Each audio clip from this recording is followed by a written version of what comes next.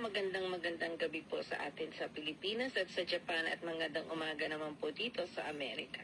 Ngayon po ay pag-aaralan natin ang libro ng Genesis chapter 30. Pero bago ko po ibigay sa ating speaker, recap lang po tayo saglit. Sa ating pong pag-aralan last week sa chapter 29, dito po natin nakilala ni Jacob si Rachel. Dito po ay sa balon na ngayon tinatawag nilang Jacob's Well. At dito rin po ay naranasan din ni Jacob kung paano magsilbi na dati hindi naman po siya nagtatrabaho sa pagbubungkal, kumbaga sa pagsasaka po. Pero naranasan niya po dahil mahal, nakita niya sa unang tingin niya pa lang po kay Rachel, siya po ay nabighani.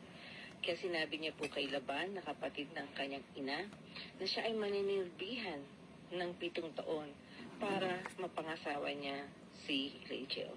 Pumayag po si Laban. So, after 7 years po, nagkaroon ng pagtitipon, kumbaga is wedding feast. Ngunit ng gabi pong iyon, ang hindi po alam ni Jacob na ang kanya palang nasipingan o napangasawa ng gabing iyon ay si Leah. Nalaman niya lang po ito kinabukasan at nang nakita niya po ito, siya po ay lumapit kay Laban at tinanong niya, bakit mo ko niloko? Bakit mo ko nilinlang? Si Rachel ang kaya ako nagsilbi ay para kay Rachel. Sinabi po ni Laban na hindi uso sa amin dito na ang mauuna pang mag-asawa ang bunso sa pangalan. Kaya iyan ang aking ibinigay. So, kung iisipin niyo po na linlang dito si Jacob, katulad ng nangyari kung paano niya nalinlang ang kanyang ama, sa tulong naman po ng kanyang ina. So, meron po tayong makikitang parehong magkapatid na ganun po lang pag-uugali. Yung pagliling lang, pagluloko sa kapwa nila. So, para po mapangasawa niya ulit si Rachel, nagsilbi na naman po siya ng 7 years. So, bali po, 14 years siyang nagsilbi kay Laban para lang mapangasawa niya si Rachel. At dahil mahal nga niya po si Rachel, dito niya talaga ibinuhos sa kanyang pagmamahal. Pero dahil po din dito, binigyan po ng Panginoon si Leah ng mga anak at wala po si Rachel. Dito rin po natin makikita kung paano ang pagtatalo, kung paano ang naging dahilan. Dito rin po, unti-unti po natin malalaman ang mga pangalan, ang ibig sabihin po ng bawat isa sa mga dito na po yung Missed on me for the bank robbery, sir. Nag-umpisa na po tayo sa 4. So, hanggang dyan na lang po. Bigay ko na po ang mikropono sa ating speaker. Salamat po, Speaker Jeanette. Amen po. Pasensya na po. Bubukas sana ako ng Bible.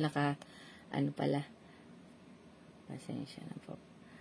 Ayun. Magandang gabi po sa bawat isa at sa ating nanonood sa live.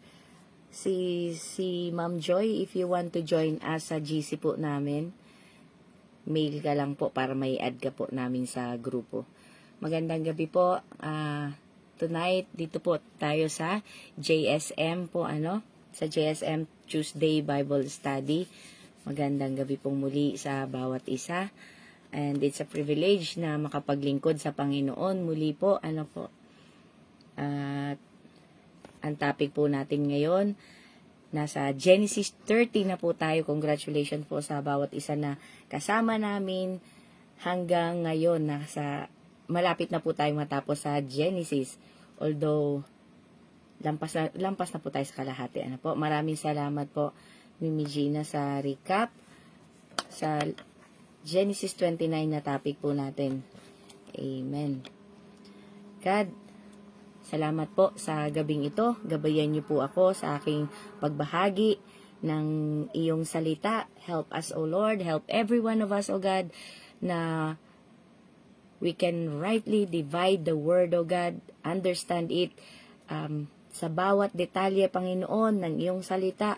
Bigyan niyo po kami ng kaunawaan at bigyan niyo po kami, Panginoon, ng gabay ng banal na Espiritu. Gamitin mo lang po ako bilang instrumento mo, and you are the one who's going to speak right to the bottom of our hearts, O God. Maraming salamat po. Be with every one of us tonight. In Jesus' name we pray. Amen. Ayan po. So, ganun nga po ang nangyari, kay Jacob. Kaya mag-ingat po tayo kasi kung ano doon tinatanim natin, yun daw ang inaani. And Jacob, kung ano po yung ginawa niyang panluloko, yun din ang ginawa sa kanya. 2 beses pa. At hindi lang po yun. Sa pag-aaral natin ngayon, malalaman natin po kung ilang ulit pa siyang lulukohin ni Laban, ang kanyang tiyuin pa mismo. Ayan po, Meron po ba tayong naka-assign na magbabasa? Kung wala po, ako na lang din po magbabasa. Hindi ko po natandaan yung ating yung invitation kanina. Okay po? Ako na lang magbasa? O meron po? Opo. Okay. Salamat po. So, umpisahan na natin. Ang gamit ko pong version ay English Standard Version. So, sa verse 1 po, umpisahan ko po sa verse 1, dire-diretsuhin ko na lang po. So, from verse 1, when Rachel saw that she bore Jacob no children, she envied her sister. Nainggit si Rachel sa kanyang kapatid. She said to Jacob, "Give me children or I shall die." Amen. Hallelujah. Gagamitin ko na rin po ito na paliwanag, verb by verse, para wag na po natin basahin, tapos i-explain. So, I'll read and explain at the same time na rin po, Atin pong nilay-nilayin ang salita ng Diyos. Nawa po, itong give me children or I shall die. Kung gaano ka-eager si Rachel na magkaroon ng anak, nawa po, ganun din tayo spiritually.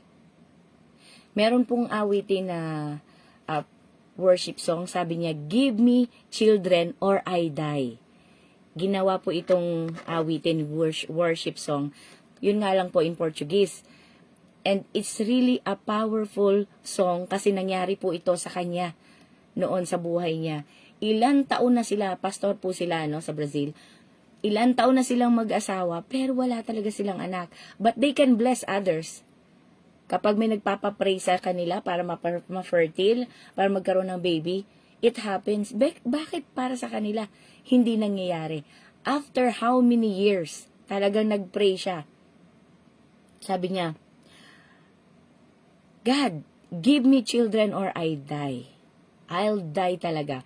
Alam niyo po, ilang panahon niyang pinanalangin yon with fasting and of course may kasamang action talaga na hindi lamang po physical, kundi spiritual. And God heard her prayer. Kung paano po pinakinggan ni God ang prayer ni Rachel, it happened to her. Kaya, nung nabasa ko po to, bungad pa lang, I remember her. Napakaganda po ng kanyang testimony. Pinanghawakan niya itong verse na to at ginawa pa niyang awitin. Renata Broom yata ang pangalan niya. Ayun. Ang ganda-ganda po ng nangyari sa kanya. Kaya nga po, it's a question of faith. It's a matter of faith po sa buhay ng bawat isa. Kahit na po ano pa man ang kadahilanan natin sa ating mga puso, God will always look at our heart. Ano man ang sitwasyon natin, ano man ang dahilan, motivation natin, lagi pong nakatingin ang Diyos sa ating puso. Give me children or I shall die. Kasi naman, nainggit siya sa kanyang kapatid na si Leah. Jacob's anger was kindled against Rachel and he said, "Am I in the place of God? Nasa lugar ba ako ng Diyos who has withhold from you the fruit of the womb? Ako ba ang nagsarado ng sinapupunan mo?" So, na siya, naapektuhan na rin si Jacob siguro, sa depression, sa desire, sa urge ni Rachel na magkaanak. At sabi niya, then she said, "Here is my servant Bilhah. Go into her so that she may give birth on my behalf, that even I may have children through her. So she gave him her servant Bilhah as a wife, and Jacob went into her. And Bilhah conceived and bore Jacob a son. Then Rachel said, God has judged me, and has also heard my voice, and given me a son. Therefore she called his name Dan. Amen po. So kahit papaano po nabigyan siya ng anak, hindi man nagmula sa kanya, ginamit niya ang kanyang alipin. So considered po yun na anak niya kasi alipin niya ang pinasipingan niya kay Jacob. Can't we see the yung pag-iisip, kapamaraanan, sariling kapamaraanan ng tao kapag meron tayong nais. Ito po yata yung una at hindi nawawala sa buhay ng mga tao. Kapag meron tayong gusto at may gustong mangyari sa buhay natin, ginagawa talaga natin at ginagawa natin ng kapamaraanan.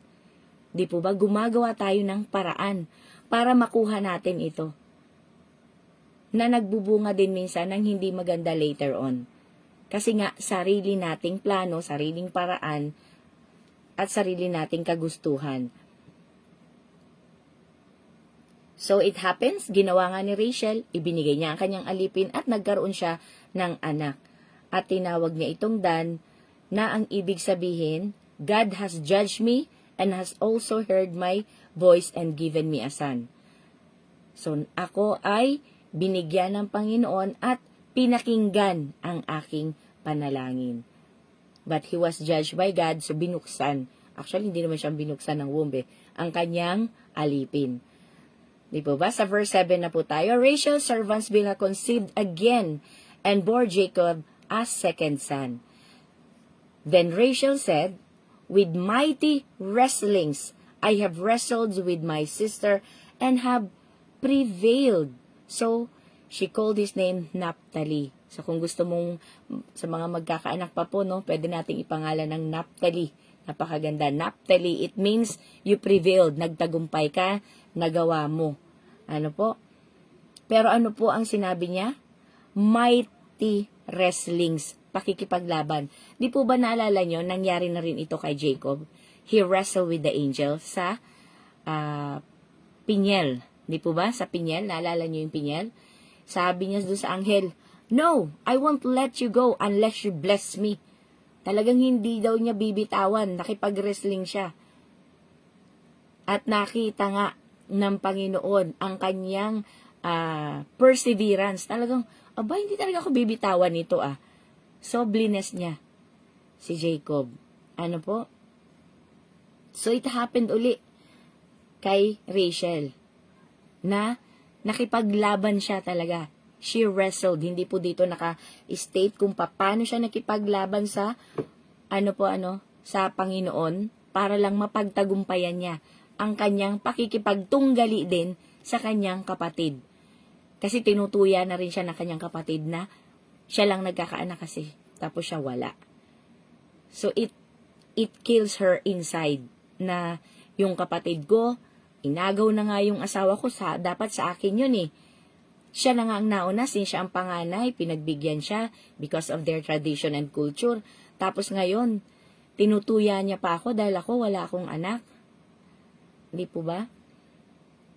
So, nung nagkaroon uli ng anak, ang kanyang alipin, pinangalanan niya na itong Naphtali.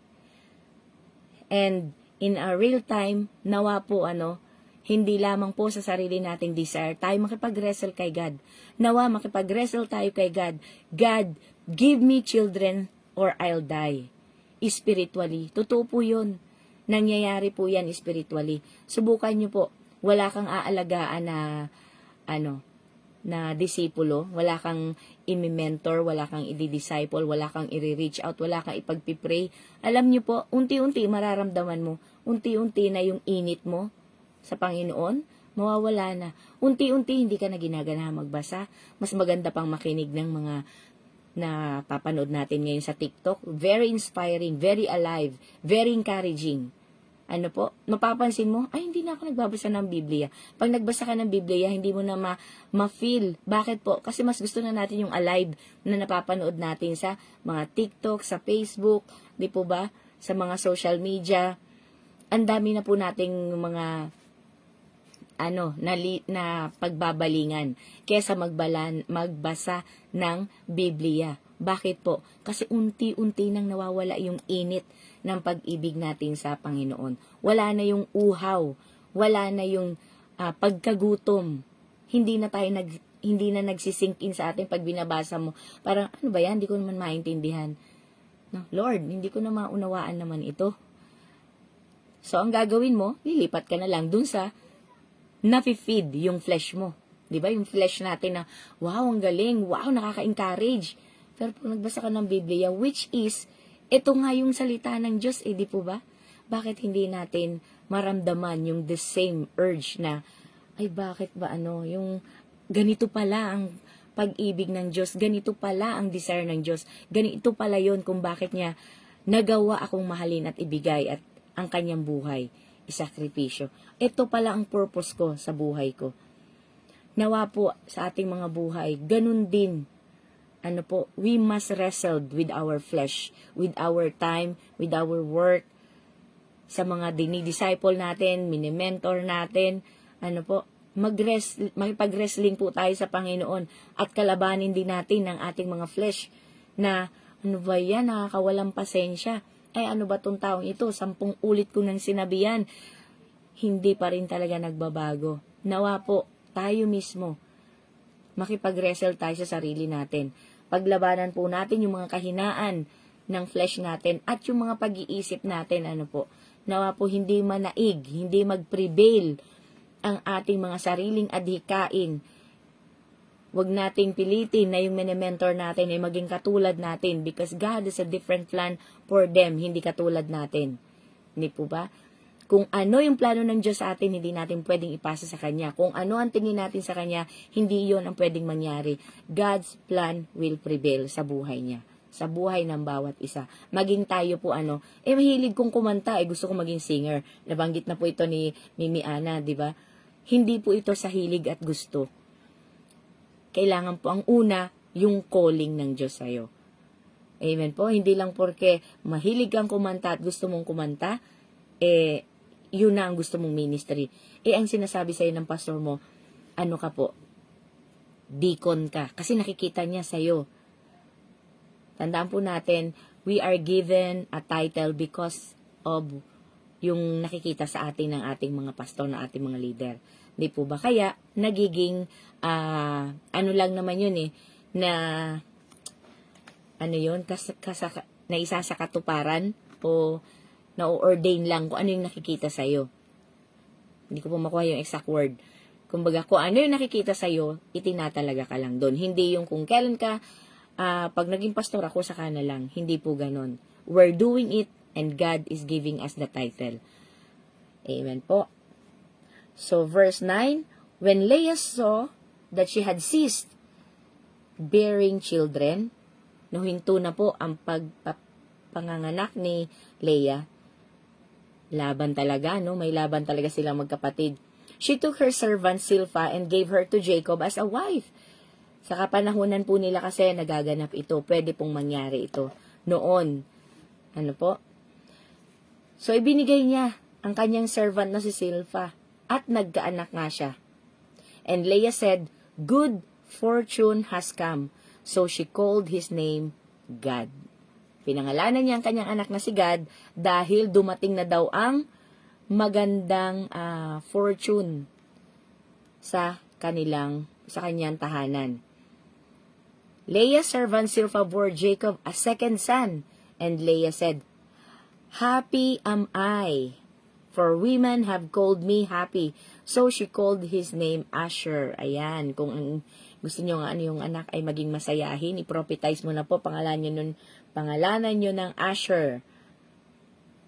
Sa wakas, naging masaya na si Leah dahil pinagkalooban din siya ng anak. Hindi na po puro, hindi na reklamo at hindi na rin paghingi sa Panginoon. Verse 14, in the days of wheat harvest, Reuben went and found mandrakes in the field and brought them to his mother Leah. So, dito na po, nag-umpisa nang magkaroon na naman ng twist. Yung anak niya, si Ruben, nag-harvest sa field. At nakakita siya, nag-harvest siya ng mandrake. And I've searched kung ano po yung mandrake. Ang mandrake po, kung sino po ang nanood ng Harry Potter, alam niyo yun, nandun siya sa Harry Potter. Yun yung halaman na nung hinila nila, yung ang lakas ng sigaw. Sabi po nila, kung sino daw makarinig nun, namamatay. Pero hindi po yung totoo dahil walang halamang sumisigaw. Dahil wala po silang mga buhay at hindi nakakapagsalita. Pero according to them, sabi lang po nila yun, na ang mandrakes daw po ay ginagamit po nila ito bilang kagamitan sa medicine, nakakapagpagamot po ito at marami pa pong ibang gamit. At ano ang sabi ni Rachel nung nalaman niya ito? Then Rachel said to Leah, "Please, give me some of your son's mandrake." Ano naman ang sagot sa kanya ni Leah? But she said to her, "Is it a small matter that you have taken away my husband? Would you take away my son's mandrakes also?" Rachel said, "Then he may lie with you tonight in exchange for your son's mandrakes." Nakita niyo po yun? Sa verse 15, narinig po natin, nabasa, na si Rachel, masama ang loob niya sa kanyang asawa at kay Leah.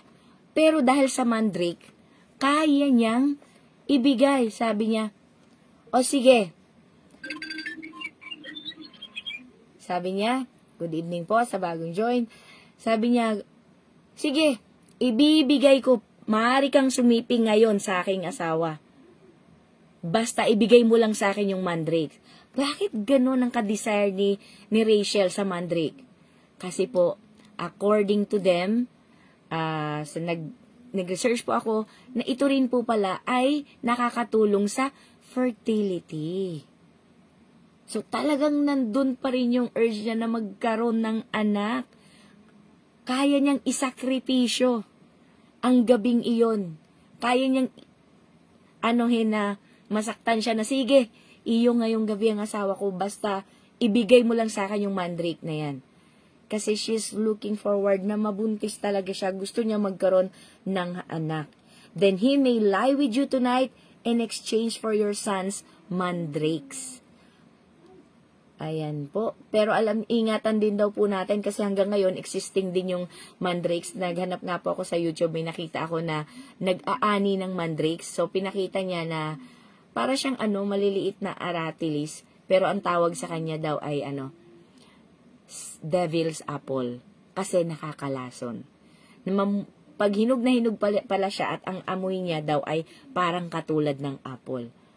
Pero nasa lupa lang siya sa ground. Para siyang dandelion, ang dating niya, na may mga parang aratilis na bilog-bilog na namumunga sa baba. So, pinakita nung lalaking yon, sabi niya, wag lang daw kakainin yung buto kasi talagang nakakalason. So, ang tawag nila doon ay devil's apple. So, when Jacob came from the field in the evening, Leah went out to meet him and said, "Oh, you must come in to me, for I have hired you with my son's mandrakes." Akin ka ngayong gabi kapalit ng mandrake ng aking anak. Napaka po talaga, sabi nga ni Sis Karen last time, grabe pala noon, Sabi niya kasi nag-advance siyang read. Sabi niya, grabe pala noon, ganun lang kadali. Sige, sa'yo na yung alipin ko. Okay, sa kanya ka ngayong gabi. Parang sa kanila, napakadaling gawin. Samantalang sa atin, sobra na yung selos, magkatabi nga lang sa sasakyan, tapos may dumaan magandang babae, tingin natin. Titingnan mo na yung asawa mo kung paano niya tinitingnan yung babaeng dumadaan. O kaya naman, nanonood ng TV. Tingin lang, parang dinudurog na yung puso mo, nagko-comment lang sa ibang babae na nagagandahan, ganito, ganyan. Ganun na tayo, di po ba? Pero ito, matindi. O, sa'yo ka ngayong gabi, sa kanya ka ngayong gabi. Just to get what they desire. Ano po? Para lang makuha yung mga kagustuhan nila. So, he lay with her that night. Verse 17, and God listened to Leah, and she conceived and bore Jacob a pipsan. Imagine niyo po yun, sila, talagang napaka-sacred din sa kanila yung yung manganganak ka, ibig sabihin talaga blessing galing kay God kapag ikaw ay nagbuntis. Kasi po, ang mga tao noon na, mga babae noon na hindi nagbubuntis ay isinumpa. Kaya, sabi dito, and God listened to Leah. Pinakinggan ng Diyos si Leah at binigyan siya ng anak. So, ibig sabihin, yun talaga ang desire ng puso niya na sa kanilang pagsiping na nawa bigyan ako ng Panginoon ng anak. Amen po. So, verse 18, Leah said, God has given me my wages because I gave my servant to my husband. So, she called his name Issachar. So, ibig sabihin, pinakinggan ng Diyos ang kanyang panalangin nang ibinigay niya ang kanyang alipin kay Jacob na magkaroon ng anak. And this time, yun yung kabayaran sa kanyang pagbibigay. At pinagkalooban siya ng sarili niyang anak na ang tinawag niyang Issachar. Because God has given me my wages. Kabayaran po sa kanyang kabutihang loob. Nawa po tayo din sa ating mga buhay. Every time we serve, every time we do good things, wag po tayo maghanap sa kapwa-tao natin. Kaya kapag nakalimutan nila mag-thank you, hindi man nagbalik sa atin, nawa po hingi natin sa Panginoon ang sukli nito, ang pagbabalik nito. Wag natin hingin sa tao, pero turuan din natin sila. Kung nakakalimot o hindi nagagawa, it's up to them, it's up to God. Huwag po tayong madadala, huwag tayong masasaktan, or kung masaktan man tayo, repent po kaagad tayo. Dahil po ang ating trabaho, obligasyon, ang ating work of labor, or labor of love, para sa Panginoon lamang po. So, hingin po natin yung wages na yan, lahat ng sukli sa Panginoon. Siya lang po ang magsusukli ng ating mga pagpapagal. Alam niyo po kung ba't kayo sinasabi? Kasi nakakapagod kapag hindi galing sa puso ang paglilingkod. One day, you will burn out. One day, mapapagod ka talaga. One day, mapipikon ka. And that day, malalaman mo na, I'm exerting effort from my own. Hindi ko ito ginagawa para kay God. Dahil kapag lahat po ng pagsisilbi natin, ginagawa natin sa Panginoon, hindi ka maghihintay ng kapalit sa tao, ng papuri ng tao, ng appreciation ng tao, ng pagbabalik ng tao. Lahat po yan hihingin mo sa Panginoon. Hihintayin mo sa Panginoon. Kaya maraming salamat po sa kabutihan ng Diyos na binibigyan at tinuturuan tayo na sa mga nakaraan at pinagdaanan ng ating mga kapatiran noon. Verse 19, and Leah conceived again, and she bore Jacob a sixth son. Then Leah said, God has endowed me with a good endowment. Now my husband will honor me because I have borne him 6 sons. So she called his name Zebulun. Ang kanilang pagtutunggali ay patuloy pong nagaganap at patuloy nilang pinaglalabanan si Jacob, yung pagmamahal. Lalo na po si Leah kasi alam niya hindi naman siya minahal ni Jacob. Hindi siya mahal ni Jacob dahil si Rachel nga ang mahal ni Jacob. So, talagang nakikipagtunggali siya. Makuha niya lang. Ibig sabihin po, now my husband will honor me. Ibig sabihin, hindi pa rin siya ino-honor the way she wanted to be honored. Wala yung respeto na hinahanap niya. Wala yung respeto na hinahanap niya kay Jacob na nakikita niyang ginagawa kay Rachel. So, ang pagtunggali nila ay patuloy po, Afterward, she bore a daughter and called her name Dinah. Ayan po, si Dinah. Verse 22, then God remembered Rachel, and God listened to her and opened her womb. Finally, God remembered Rachel. Hindi po ibig sabihin nito na nakakalimot ang Panginoon. And God listened to her and opened her womb. Amen. Wala pong imposible sa Diyos. walang baog, walang hindi kaya sa kapangyarihan ng Panginoon. Sabi nga po, is there anything too hard for me? Is there anything that I cannot do? All things are possible in Christ. Amen po, through Christ. Kaya nga, siya rin ay nagdalang tao. Nakatulong kaya yung mandrake? O yung kanyang o yung kanyang desire, yung pleading. Kasi sabi dito, God listened to her. Sabi po sa New Testament, yung judge, may makulit na, may nangungulit talaga sa kanya. Araw-araw kinakatok siya. So, kahit hindi siya Kristiyano, pinagbigyan niya. Di po ba? So, ganun din yata ang nangyari dito kasi God listened to her and opened her womb. Hindi naman iniingayan, po. Pero, kinukulit niya, patuloy siya. Yun po yung unceasingly. Pray unceasingly. Walang hinto. Patuloy na panalangin. Amen po. So, ganun din po ang gawin natin. God, I want healing. God, I want multiplication. God, I want my intimate relationship with you na talagang lumalim. Mas makilala pa kita. Mas mapalapit pa ako sa'yo. Naway magawa ko ang pinagagawa mo sa akin. May your will be done. Ingatan mo ang anak ko. Ingatan mo asawa ko. Ingatan mo, God, my ministry. Di po ba? Give me wisdom. How am I going to? Di po ba?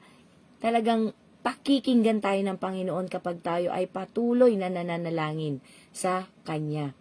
She conceived and bore a son and said, God has taken away my reproach. So, tinanggal na ng Diyos ang kanyang, hindi naman pagkagalit, pagkatakwil. So, tinanggal na ito ng Panginoon sa kanya. And she called his name Joseph, saying, May the Lord add to me another son. Amen. Si Joseph pa lang, ibig sabihin nun, May the Lord add to me another son. At tunay nga pong pinagkalooban din pa siya ng isa pa. Tama po ba si Benjamin? Ayun. Grabe po kapapanganak lang niya, nagpo-prophetize na siya para sa susunod. Amen? Hallelujah. So, dito po sa verse 25, sa kapanganakan ni Joseph, medyo nabago na ang istorya. Amen po. Mapufocus naman tayo ngayon kay Jacob at kay Laban. Amen. So, okay pa po ba kayo? Kumusta po ang bawat isa? Andito pa po ba tayo? Okay. Hallelujah. Salamat po sa puso. Sa pag-reply, sa pagsagot. Thank you so much. Ayan. Ngayon po, pag-usapan na natin si Jacob and Laban. Amen. Sa verse 25 na po. As soon as Rachel had born Joseph, Jacob said to Laban, Send me away, that I may go to my own home and country. So, sa pagkapanganak niya, ni Rachel, talagang yun ang mahal niya, si Rachel. Kaya nung nabigyan na siya ng anak ni Rachel, nabuksan na ang kanyang isipan na para bang, ako naman ngayon, tama na ang paglilingkod ko sa aking tiyuin na si Laban. Buhay ko naman ang iisipin ko.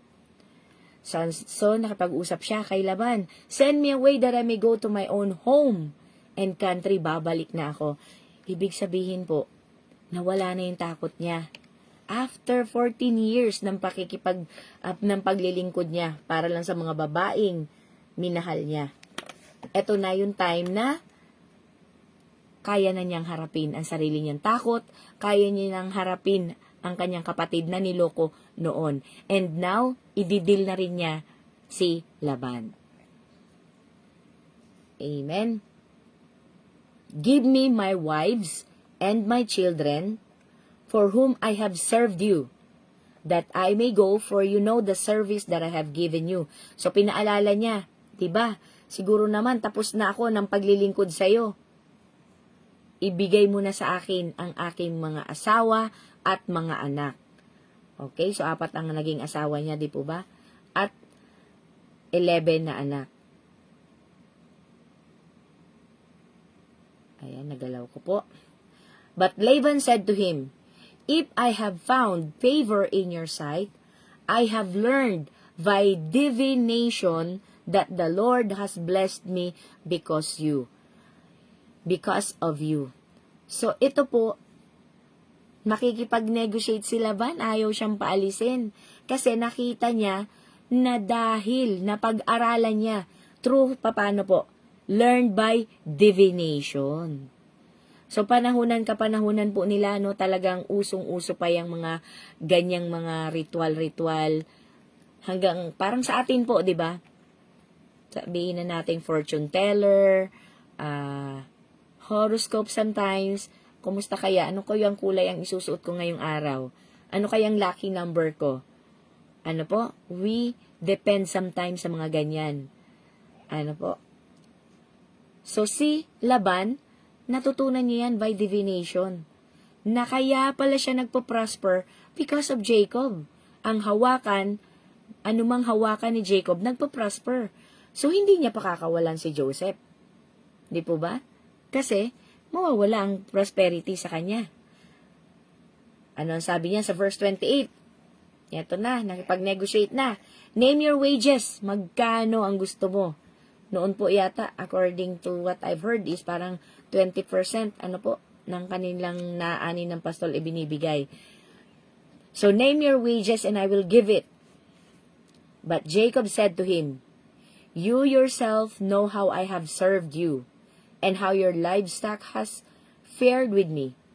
For you had little before I came, and it has increased abundantly. And the Lord has blessed you wherever I turned. Grabe po, ano? Saan man siya pumunta, ano man ang gawin niya, siya ay nabibiyayaan. Talagang dala-dala niya at totoo ang Panginoon sa kanyang pangako. Na talagang blessing, no po? Lahat ng blessing, Abraham's blessing. Para Abraham's blessing, dumaloy sa kanya. But now, when shall I provide for my own household also? Subalit, kailan pa? Kailan pa ako magpo-provide sa sarili kong tahanan sa aking pamilya? So, pinaalala niya kay Laban, Laban, ano ba? Kailan mo pa ako palalayain? Lahat na lang ginawa ko sa'yo, pinagsilbihan kita. At nag-prosper ka, na-bless ka. Ngayon naman, para sa aking pamilya.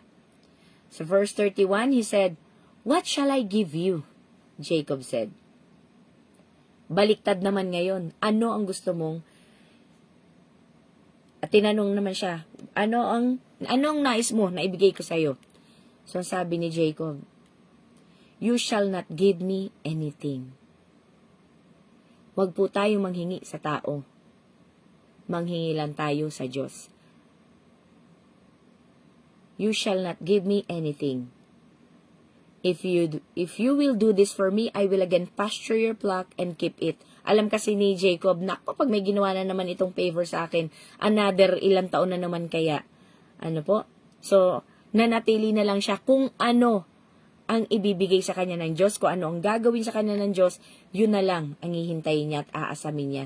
So, ganun din po, sa atin, wag na po tayo maghangad ng sobra pa. Hintayin na lang po natin kung ano ang ibibigay sa atin ng Panginoon. Kung tutuusin, kasi sabi sa verse 26, naghingi pa siya ng permission, di ba? Pero kung tutuusin, kung gusto niyang umalis, aalis na lang siya kasi tapos na yung panahon ng pagsisilbi niya. Pero with respect, nagpaalam pa rin siya. May respeto pa rin siya kay Laban bilang kanyang tiyuin.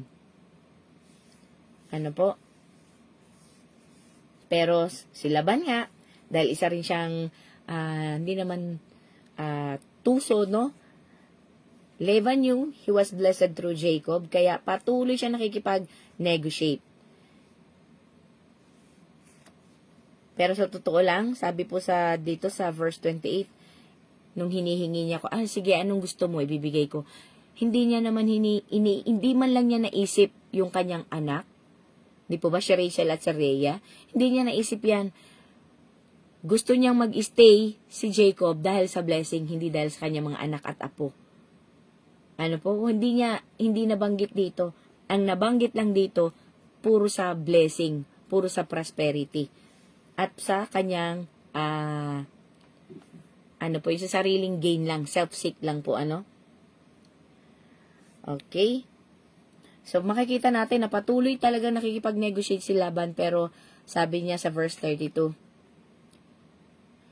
"Let me pass through all your flock today, removing from it every speckled and spotted sheep and every black lamb, and the spotted and speckled among the goats, and they shall be my wages. So my honesty will answer for me later when you come to look into my wages with you. Everyone that is not speckled and spotted among the goats and black among the lambs, if found with me, shall be counted stolen." Verse 34, Laban said, "Good, let it be as you have said." Wow! Pumayag din sa wakas si Laban. Pero bakit po siya pumayag? Kasi ng mga kapanahunan nila, bihira ang spotted. Bihira din po yung mga speckled and spotted na goats at lamb. So sabi ni Laban, ako, hindi niya madadala yung mga yaman ko. Makadala man siya, konti lang.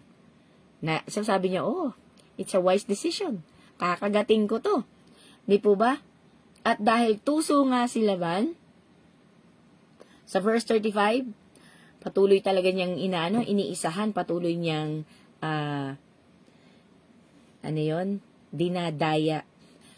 Verse 35, "But that day, Laban removed the male goats that were striped and spotted, and all the female goats that were speckled and spotted." Ayaw niya na kasing dumami, "Everyone that had white on it, and every lamb that was black, and put them in the charge of his sons." So, inalis na niya, inilagay niya na sa pangangalaga ng kanyang anak. Okay, so, ibig sabihin talaga, ayaw niya talagang paalisin. At kung aalis ka man, wala akong ibibigay sa'yo. Pero kanina tinatanong niya, anong gusto mong wages na gusto mo? Sahod, magkano, ilan? Di po ba? So, verse 36, "And he set a distance of 3 days' journey between himself and Jacob. And Jacob pastured the rest of Laban's flock." Grabe po, 3 araw. Talagang hindi niya binigyan ng pagkakataon na mag-mate. Di po ba? Kasi kapag nag-mate yan, yung may mga spotted and speckled goat, magkakaanak yun ng spotted and speckled din. Di mapupunta yon kay Jacob. So, imagine nyo po yung klase ng pandaraya, panluloko na nagaganap, na patuloy na nagaganap sa atin. We are being deceived, we are being played, di po ba? We are being lied, tinatraidor, ang dami pong nangyayari sa atin dito sa panahon natin ngayon. So, noon pa talagang nangyayari na hanggang ngayon because evil scheme, style ni Taning, style ni Talunan, noon pa hanggang ngayon, pareho po. Kaya nga sabi sa Biblia, master it. Masterin daw po natin para wag tayong madaya ng kaaway. Sabi niya sa verse 37, "Then Jacob took fresh sticks of poplar and almond and plane trees, and peeled white streaks in them, exposing the white of the sticks." Grabe po yung yung wisdom na binigay ni God kay Jacob. Saan ka po makakakita na, maiisip mo ba yon na kumuha siya ng mga sticks, tangkay ng puno, sticks ng poplar and almond, at saka ng plane trees. Binalatan niya ito para mailabas yung white. Inilabas niya yung maputing bahagi nun. He set the sticks that he had peeled in front of the flocks in the troughs, that is the watering places, where the flocks came to drink. And since they bred when they came to drink, the flocks bred in front of the sticks, and so the flocks brought forth striped, speckled, and spotted. Ito pong kaalamang ito, mababasa po natin ito sa chapter 36, na andun po nakasulat na nabanggit na itong kaalamang ito, hindi po ito divination, walang halong magic. Ito ay binigay na wisdom ni God sa kanya sa pamamagitan ng panaginip. If you advance later on, nakasulat po ito doon, na nabanggit niya na siya ay kinausap ng Diyos sa panaginip. Kaya nagkaroon siya ng idea na ganito.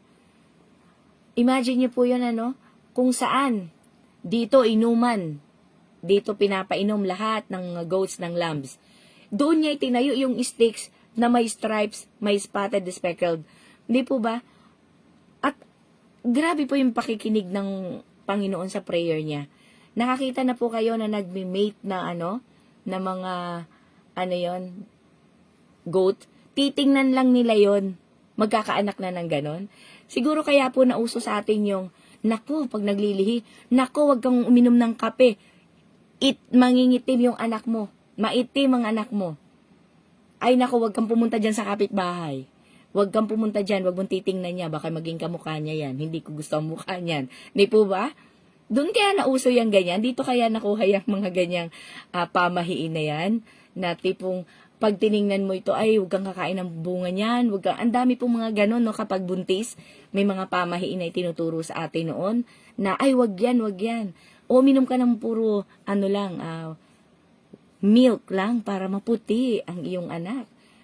Kahit anong inom mo ng milk, kung ibang lahi mo, hindi yan lalabas na maputi, di po ba? Not unless, kita mo nga, iba nagugluta ngayon, pero after, pag wala nang pambili, wala nang pansustento, pagdating ng panahon, bumabalik sa dating kulay, di po ba? Walang forever kapag sariling effort, di po ba? Ako nanghihiram na lang ako ng filter ni Meta. Ayan, para naman medyo maaliwalas tingnan. Okay po? So, imagine niyo po yung wisdom na binigay ni God kay Jacob. Binalatan lang niya yung stick at nilagyan ng kung ano ginawa niya para lang makita ito ng mga habang sila ay breeding. Ang tawag po doon ay Jacob's breed. Okay po. Pag naghanap po kayo dyan ng Jacob's breed, alam niyo po ang lalabas dyan, yung mga tupa na spotted and speckled. Grabe, nakakatuwa. Pero mahal daw po yun ngayon kapag ganon ang lamb na nabili mo. Ang tawag sa kanila ay Jacob's breed. Amen. Kind of breeding technique na ginamit ni Jacob. Amen po. So verse 40, and Jacob separated the lambs and set the faces of the flocks toward the stripe, and all the black in the flock of Laban. He put his own robes apart, and he did not put them with Laban's flock. Whenever the stronger of the flock were breeding, Jacob would lay the sticks in the throws before the eyes of the flock, that they might breed among the sticks. But for the feebler of the flock, he would not lay them there, so the feebler would be Laban's and the stronger Jacob's. Grabe po, through the breeding, alam niya kung alin yung magiging malakas at mahina. Kapag strong, dito ka. Dito niya papainumin at magiging kanya. Kapag mahina, dito niya papainumin, mapupunta ka sa flocks ni Laban. Di po ba?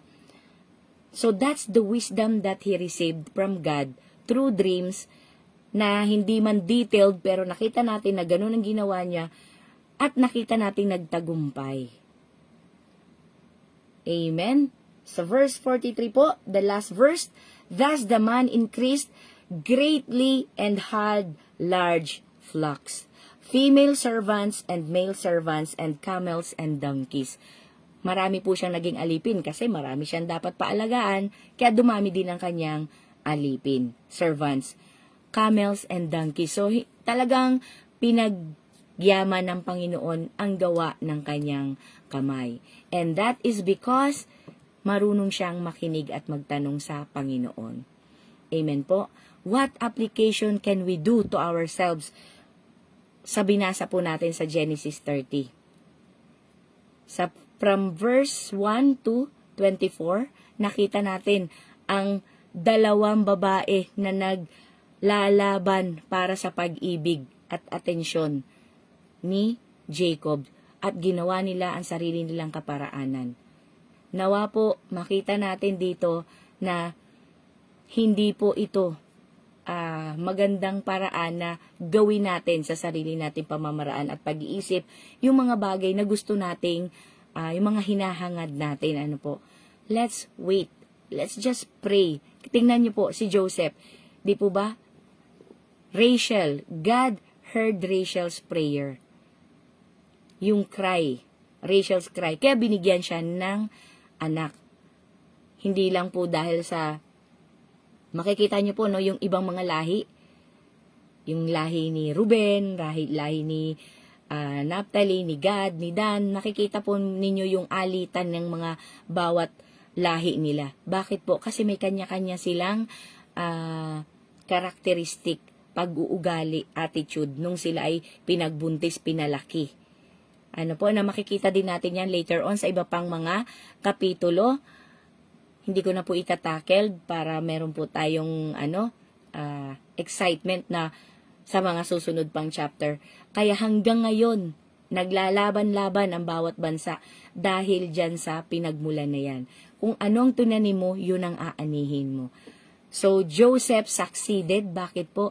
Because, sabi nga, pinakinggan ng Diyos. At meron pang, sabi niya, God will add me another son. Okay po. Maganda yung kanyang hangarin. Iba, hindi yung, my husband will honor me now that I bore him another son. Hindi po ganon ang hangarin natin, di ba? Ay, mamahalin ako lalo ng asawa ko dahil binigyan ko siya ng anak. Hindi po ganon ang hangarin natin, di po ba? At, lagi po nating isipin, may God's will be done in our life. At gawin po natin sa tamang paraan, kaparaanan na gusto ng Diyos, hindi sa kaparaanan natin. Amen po. So that is one of application. And second application po na makikita natin from verse 25 to hanggang sa 43 is wag po nating i-give up. Wag po tayong mawawalan ng pag-asa. Laban, hindi po siya Kristiyano. Isa siyang pagano. Sa susunod pong mga kapitulo, makikita natin na talagang siya ay sumasamba. Imagine po, nag-divination pa siya eh. Hindi po ba? Para lang malaman niya. He learned from divination that Jacob is a blessing. He was blessed because of Jacob. Hindi naman nagpahula kaya siya. Hindi po ba? What kind of divination that they were practicing before, I don't know. Pero nakita natin that he used some kind of magic. Di po ba? Spiritual thing.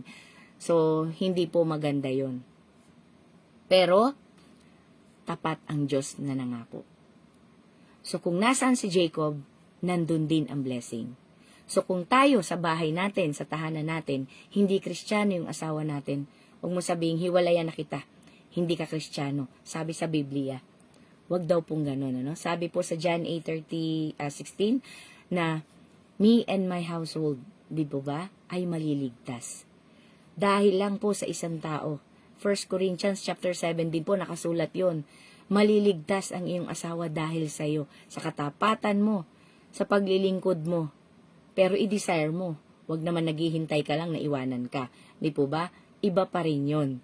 So, kailangang ipag-pray, patuloy po natin ipanalangin ang kaligtasan ng ating mga pamilya dahil hindi po porket ako ay Kristiyano na, wag po natin ma-misinterpret yan na Christian ako, certainly my family will be saved. Of course, no, there's a process. Meron din po kailangan yung ating legacy, nakikita nila. Ano ba yung nakikita nila sa atin? Every morning, nagsisigaw ba tayo o nagpipray tayo? Hindi po ba? Magsibangon na nga kayo dyan. Hindi ganun po, Every morning, pagbangon nila, nasaan ka? Uy, si mama, nagpipray, pinagpipray kami. Bago matulog, ay si papa, pinagpipray kami. O anong nakikita nila? Laging nag-aaway. Anong pinag-aawayan? Church.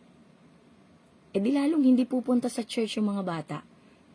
Kung kami ngang pareho ng adult, pareho na nagsisimba, pinagtatalunan pa namin ng church, pinag-uusapan namin, ay nako, si Diakono ganito, si Deacon, ganito yun, ganito, ay si brother ganito, at si sister. Yan po ba ang naririnig ng ating mga anak sa atin? Ay nako, napilitan lang akong pumunta doon. Ay wala pang ganito, walang ganyan. Yung ba ang pinapadinig natin sa ating mga anak? Of course, they will be blessed, they will be saved, but we must maintain our testimony. Sa Romans 12 po nakasulat, di ba? Be a living sacrifice and do not conform sa pattern ng mundo. Para po yung mga kasamahan din natin maligtas. Because Jacob was a good shepherd. Talaga pong nagsilbi siya. Maayos niyang ginampanan ang paglilingkod niya. Hindi yung 7 years, sige, hindi lang siya basta pahiga-higa lang doon, tinitingnan lang niya. Hindi po ganon. Talagang nagtrabaho siya. Kaya nga ayaw siyang paalisin eh.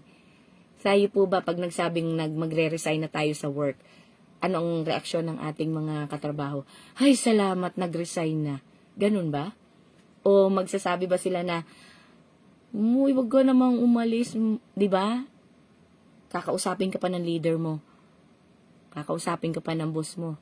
Bakit? Kasi nakita nila ang paglilingkod mo, hindi lamang sa pera. Kung hindi nakita nila ang sipag mo, pare-pareho lang naman kayo ng sahod per hour, di po ba? Monthly. Pero bakit ikaw nag-e-excel? Because we know that the God we serve is watching us. We have one audience, only one audience na nandyan lang, sa taas. All around. Omnipresent nga daw po, di ba? So kung yan ang mindset natin, we will excel in everything we do. Gagawin natin yon kasi ginagawa natin para kay God, hindi sa tao. We are not people pleaser, we are God pleaser. And by pleasing God, we please people. Hindi po pleaser na kung hindi pagsilbihan natin sila. Kaya nga po, we are servant of God in this earth we live. Pansamantala lang po ito.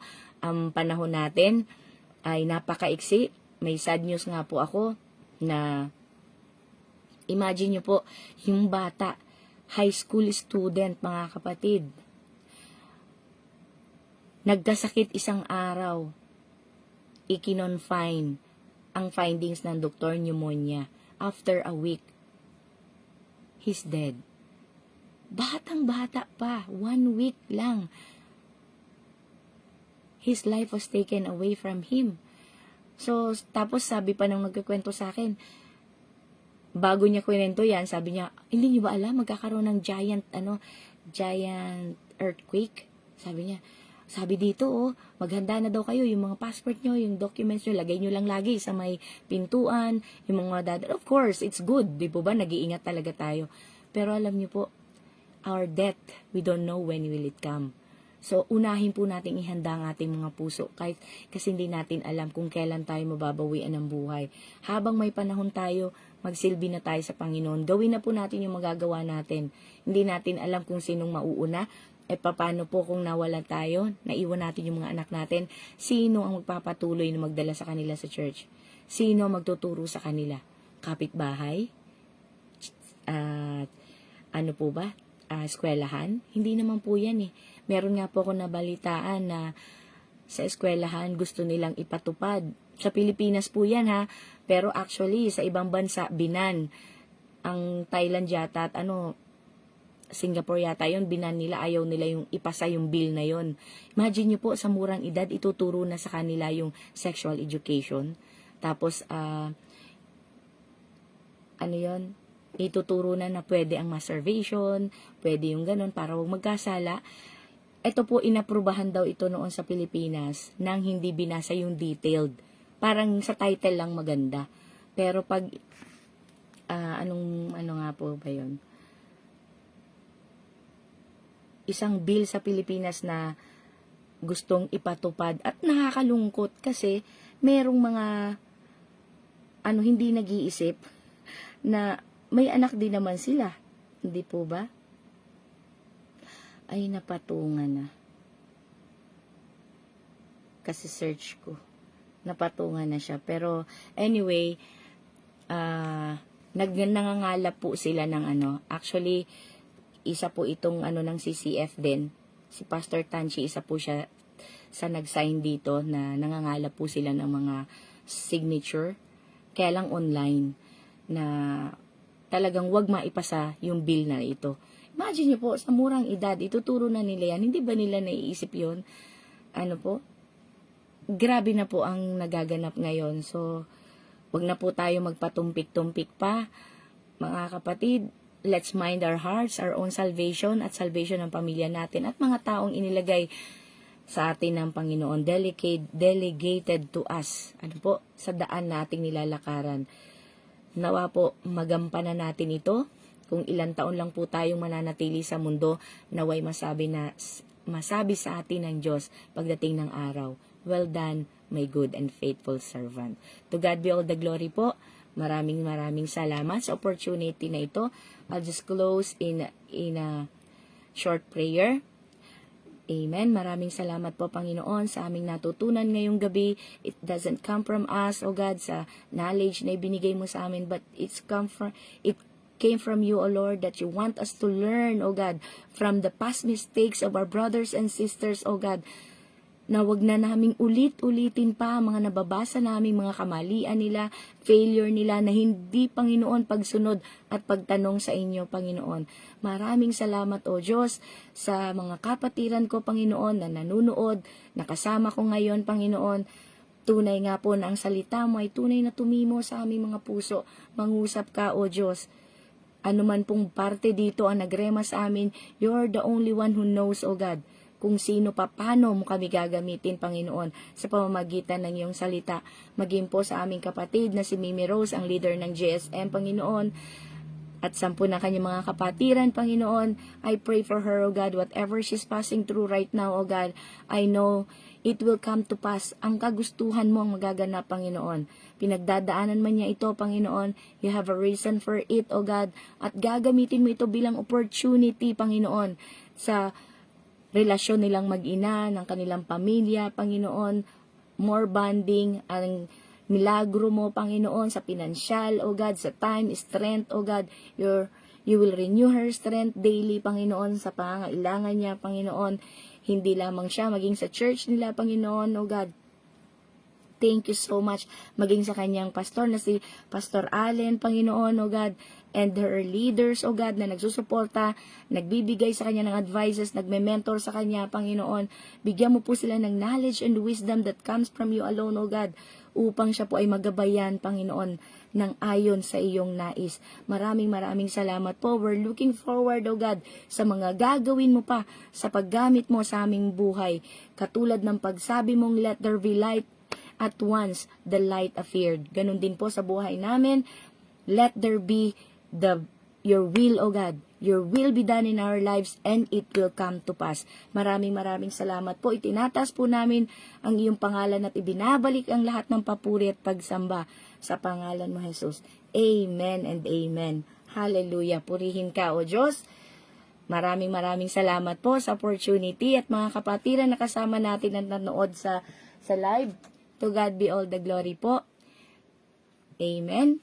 Salamat po, Mimi Gina, Mimi Ana, Sis Mary. Balik ko na po ang mic sa inyo po.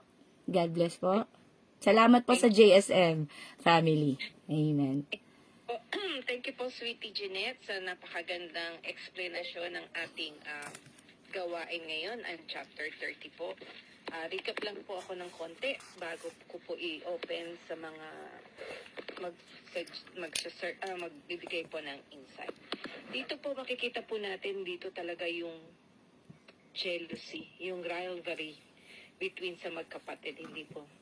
Dito rin makikita natin yung mga bansa na nagtatalo dahil kung sino ang mahusay, pinakamaganda ang technology.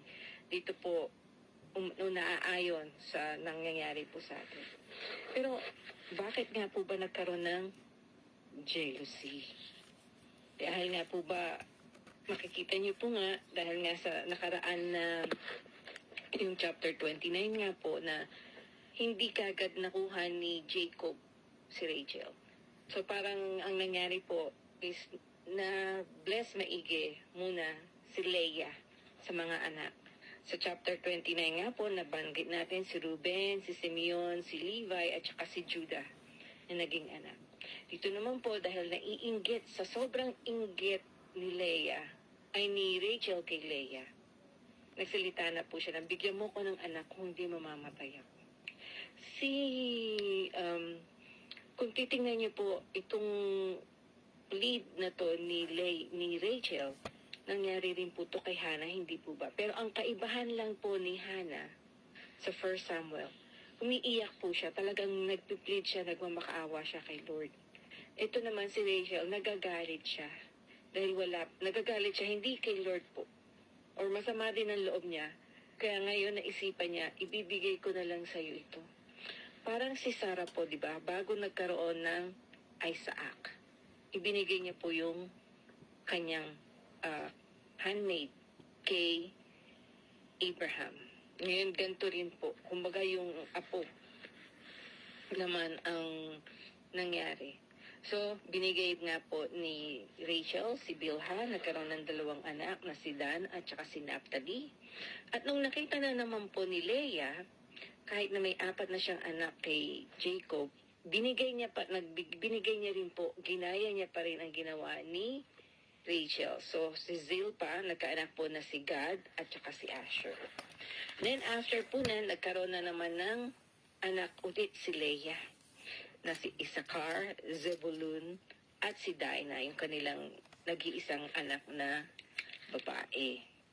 So, dahil po dito, sinabi na rin, or nakita na rin ng ating Panginoon, sige, bibigyan na kita ng anak na si Joseph nga po. So, dito po makikita natin yung, kahit na nagkaroon na ng madaming anak si Jacob, yung mga asawa naman po niya, dahil napangasawa niya ay 2 magkapatid, ang consequence po, makikita natin dito. Yes po, may mga other countries na they're allowed to have multiple wives. Pero iba po yung kultura nila. Ginagaya po nila yung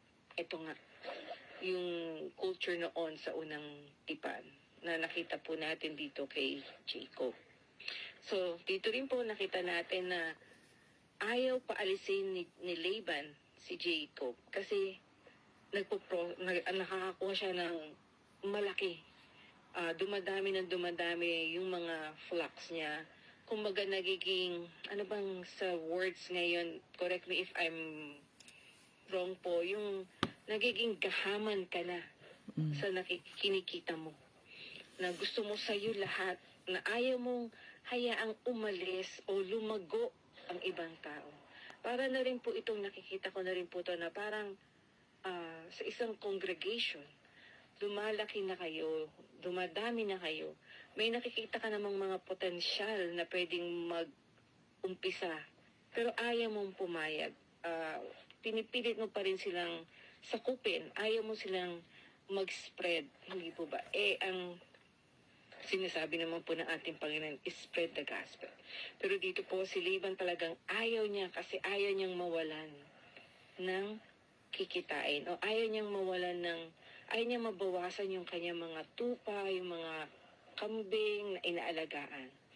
Pero dahil nga po blessed pa rin si Jacob ni Lord, nagkaroon din po ng division. Dito makikita po natin to sa susunod nga chapter, pero makikita rin po natin na binibigyan din tayo ng example po dito na as a leaders, as a family member, head of the family, head of church, kung nakikita naman po natin na kaya na ng isang taong bumukod, huwag na po natin itong hawakan. Hayaan po natin itong lumago dahil ito po ang kagustuhan ng ating Panginoon. Hindi po natin sila kayang hawakan. Yes, sa ating pong mga Pilipino, ang ugali po natin, nakasanayan natin yan na kahit na may pamilya ng mga ang anak natin, kung kaya nating kupkupin sa isang bahay, gagawin natin. Pero hindi po sila matututo. Hindi po nila kayang lumipad ng sarili nila kung lagi po natin silang inahawakan. Kung lagi po natin silang tinutulungan or imbis na sila ang gumawa, tayo ang umaako. So, kailangan po nating let them spread their wings, let them go. Andun tayo po para tumulong kung kinakailangan tayo, pero wag po natin silang sinatawag nating hawakan sa leeg. Hayaan po natin silang lumago. Let them learn, let them prosper po. So, yun po ang nakita ko dito, doon sa bandang huli po about Laban and Jacob. So, i-open ko na po ang mikropono sa mga gusto pong mag-insight o mag-share o meron po kayong naranasan na ganito sa inyong buhay. So, open na po. Sino po ba ang gusto magsalita? Sino ang unang gusto magsalita? Nanay Janisha po. Nanay Janisha, open na po.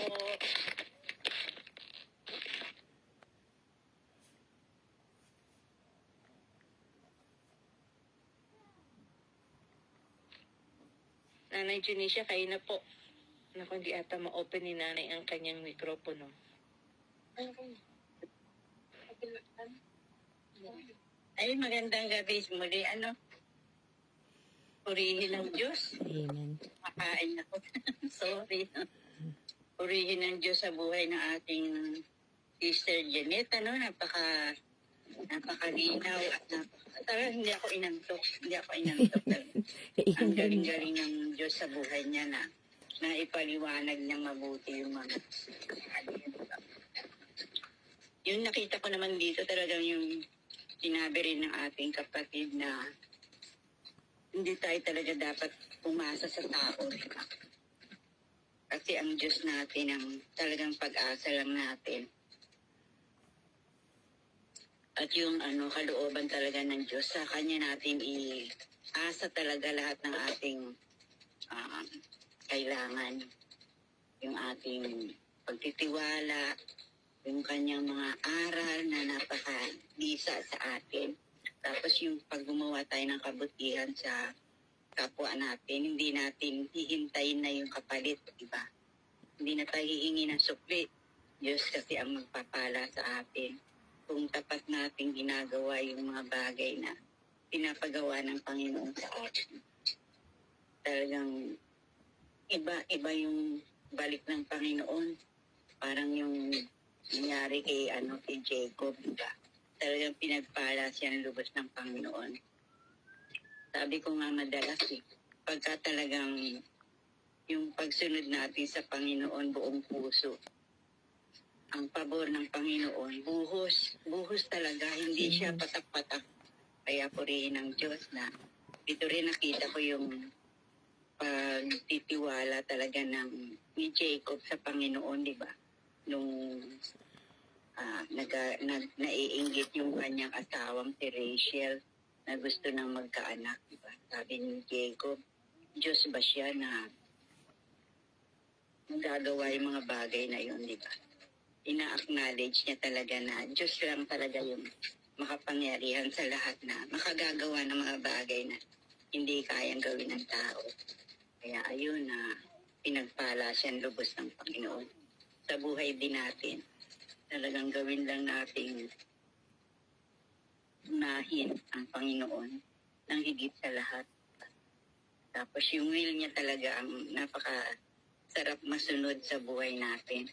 Hindi yung will natin. Minsan dito rin ako nagkakamali. Minsan sa pamilya, gusto ko dapat ganito, ganyan, di ba? Pero hindi pala, hindi nagtatagumpay yung mga bagay na gusto kong ipatupad. Kahit na yung minsan yung motibo mo, tama. Pero ang paraan ng Diyos iba sa paraan natin, di ba? Kaya purihin ng Diyos sa gabing ito sa buhay ng ating kapatid at na naghayag ng magandang balita at sa buhay po ng bawat isa. Yun lang po. Salamat po, Nanay Junicia, sa napakagandang insight. Kailangan talagang ang focus natin kay Lord lang at sa Kanya lang tayo makakahingi at siya lang ang talagang dapat nating sandalan po. Meron pa po ba na gustong bigay ng insight or mag-share po?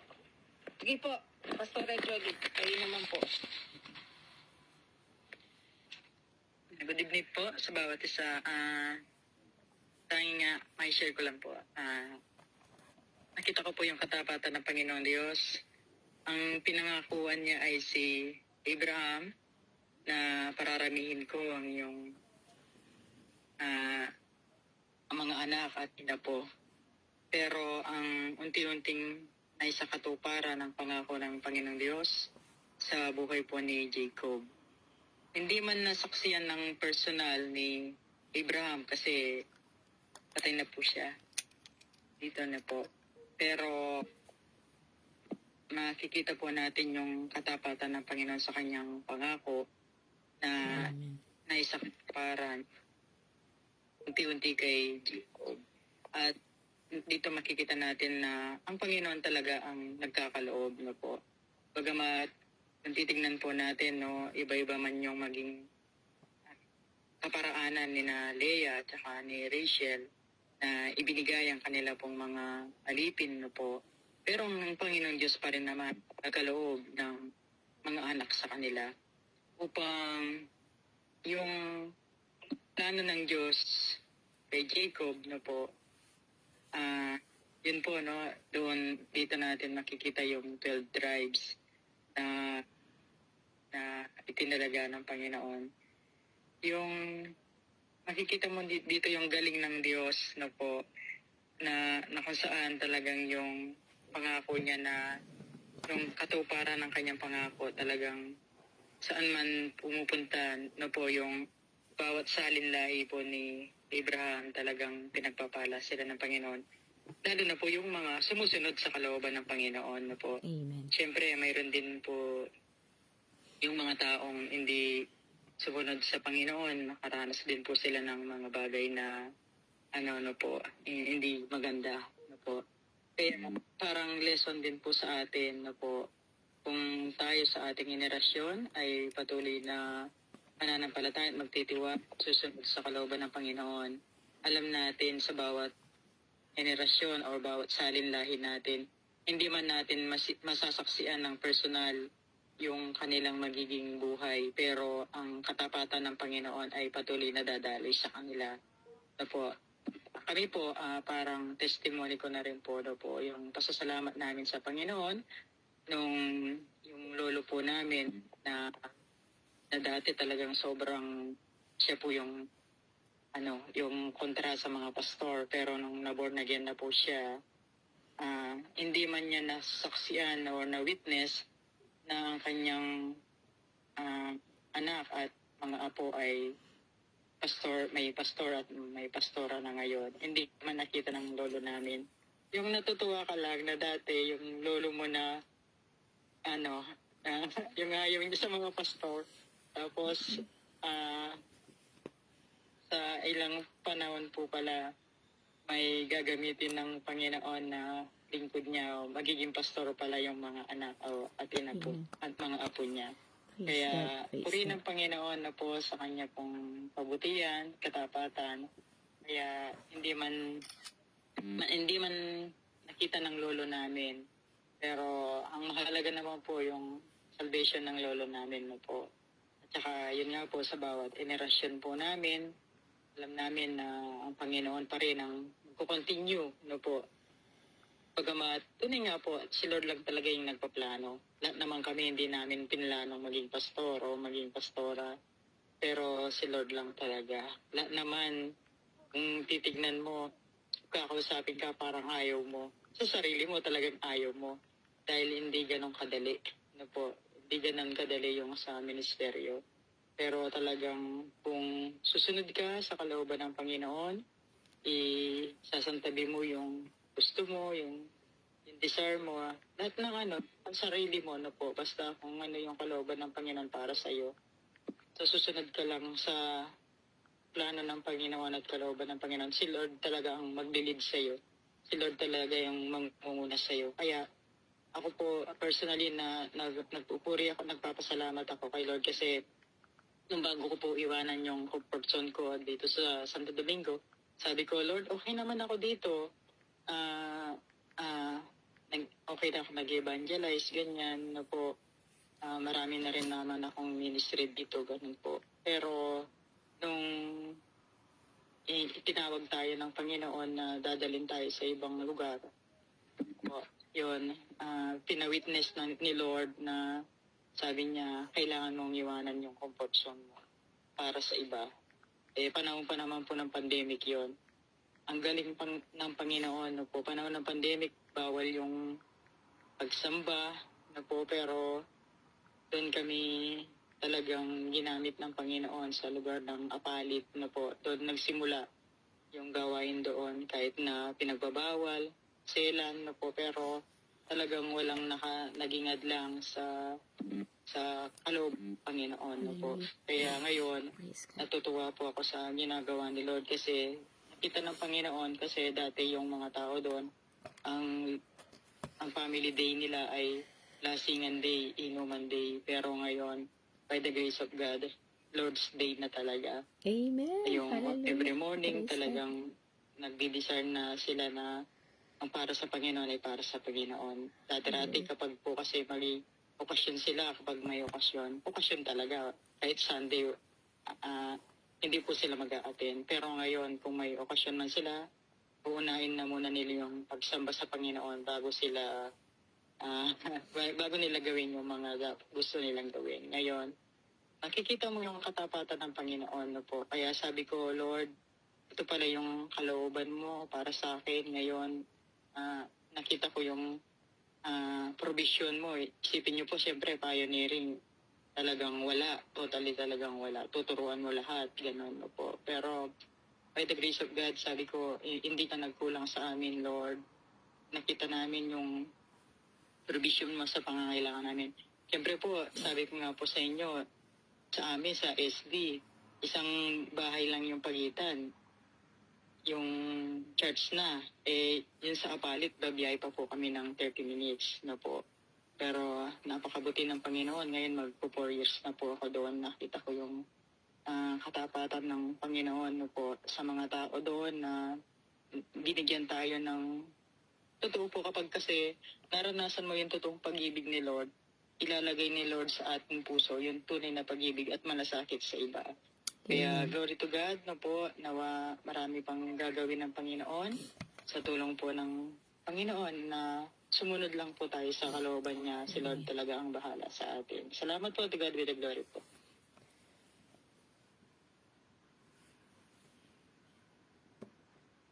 Salamat po, Pastora.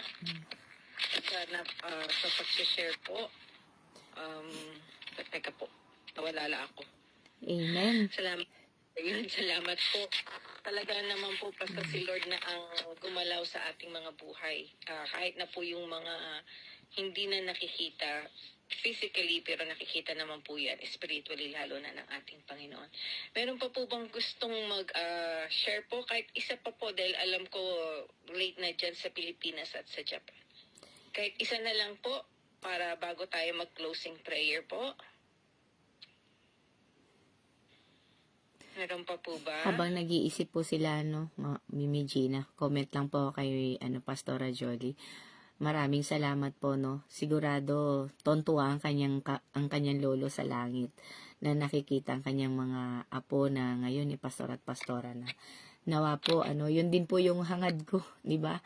Talagang magpagal tayo ngayon, mag-invest sa ating mga anak dahil hindi man po natin makita, pagdating ng panahon sila ang mag-aani nito. Amen. Dahil tapat ang Diyos na nangako sa atin. Looking forward to that po. Kaya, so happy po. God bless po sa pamilya ninyo, Pastora. Amen. Amen. Amen po. Amen. Meron pa po ba? Kasi malapit na po ang curfew ni Pastora. Para po kung wala na po, pwede na po ba tayo mag-closing prayer? Amen. Marami po kasi nanlalaglag na naman si Meta. Ilang beses may mga kapatiran po tayo na pabalik-balik. Pero salamat po sa mga nawawala, nilalaglag ni Meta at bumabalik po kayo dito para po maparinggan nyo. Saglit po at ako'y hinahanap ko ang aking. Ayun, ang closing prayer po is Sis Nali, si Marimar ni Dearly Mary Grace. Ready na po. Kung wala na po, pa-heart na lang po para alam nating magko-closing prayer na po tayo. Pwede pong magpa-heart para alam na po. Ayan. Sis Nali. Hindi ata ako marinig. Yes po. Closing prayer na po tayo. Okay po.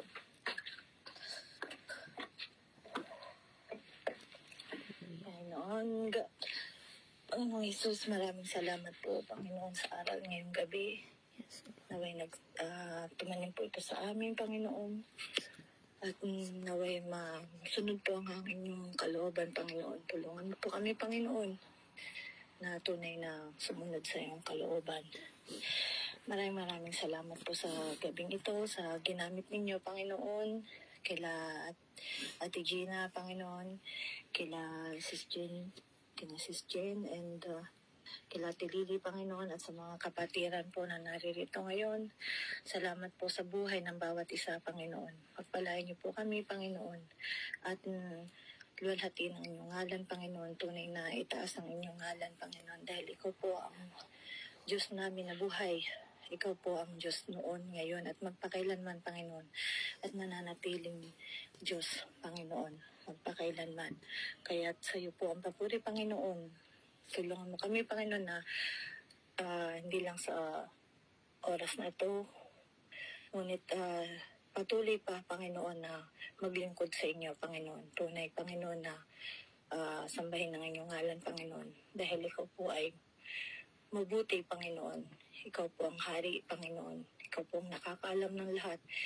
Lahat po ay malawak, Panginoon, ang inyong kabutihan, Panginoon. Kaya, Panginoon, sambahin ng iyong ngalan, Panginoon. Maraming salamat po sa gabing ito, Panginoon. In the name of Jesus, O Lord, thank you, God. Amen and amen po. Amen po. Amen. Pastora, for benediction po. Amen. Sige po, tayo po'y manalangin. Aming Diyos, kami po'y patuloy na nagpapasalamat, Lord, pamuli ngayong gabing ito, kahit na binabalik-balikan po namin, Lord, ang iyong aral sa Genesis, Panginoon, napakasarap talagang alalahanin, Lord, ang kabutihan at katapatan mo at kadakilaan mo. Sapagkat kung sino ang Diyos nila, siya rin ang Diyos namin ngayon at magpakailan-kailan pa man. Kaya salamat, Lord, tunay ngang napakabuti mo. Pagpalain niyo po ang buhay po ng bawat isa, ang kanilang pamilya, Panginoon. Salamat po. Saan man kaming lugar ngayon at dako, Panginoon, kasama ka namin, Lord. Kaya, Lord, tunay nga tanging sa iyo lang ang dakilang karangalan. Hindi namin ito maangkin pagkat ito'y sa iyo lamang. Minsan pa, ang iyong bendisyon at basbas, proteksyon, ang siyang muling sa amin ngayon at kailan-kailan pa man sa pangalan ng Ama, ng Anak at ng Banal na Espiritu Santo. In Jesus' mighty name, Amen and Amen. Amen and Praise God. Thank amen. you po. Amen Hallelujah. po. God Amen. bless us. Sino po ang naka-laptop? Amen. Para Para isahang lang. picture. Ayo. Opo. Meron po bang naka-laptop or naka-tablet na kitang-kita lahat? Para po tayo ang yung ating ano yung sabi ni Mimi Rose, attendance. Pa-open mic. Open cam po tayo. Ayan, para kay Mimi Rose. To God be the glory. Pa-open cam po para po makita tayo. Ayan, si Nanay John. Ready po? Ay, tek mo na. Ayan. Oh, ngiting maganda. Ngiting panalo. Okay. Ito pa po. 1, 2, 3. Oh, isa pa ulit. Para magandang ang ngiti. Ang daming 1, isa. 3. Yan. Salamat po madami. Ayun. Salamat po. Salamat po. Salamat po sa bawat isa. Ay, may sasabihin ata si Sis Ana. Ay, may sasabihin si Mimi Ana. Hi, Kate. Morning. Meron po. Niluluto? May sasabihin po ba si Mimi Ana? Parang may gusto siyang sabihin eh. Ay, wala. Nag-hello lang yung akin dyan. Ah, Hello lang. Nakamute pala ako, nakamute. okay. Ayun, salamat po sa lahat ng nakipag-participate sa gawain ng Panginoon dito sa JSM ay kay Sister Rose sa Tuesday group po natin. Wala pang ating kapatid at patuloy po natin sa ipagdasal, pati ang kanyang ina, sa puso ng kanyang mga kapatid na ikalma sila at bigyan sila ng warm hug galing sa Panginoon. Amen. At tayo po bilang magkakapatid, magpalakasan po tayo. Huwag po tayong makalimot na kamustahin po ang ating kapatid at bigyan ng encouragement na. Ayun po, yun lang po at magandang gabi po. Amen, amen. Salamat Kung po. gusto pang share, pwede po. Yung mga kailangan ng matulog, okay lang po. Amen. Wala. Hello, Reina. Goodbye po. Good evening. Salamat po sa mga nanonood. God bless po. See you po tomorrow.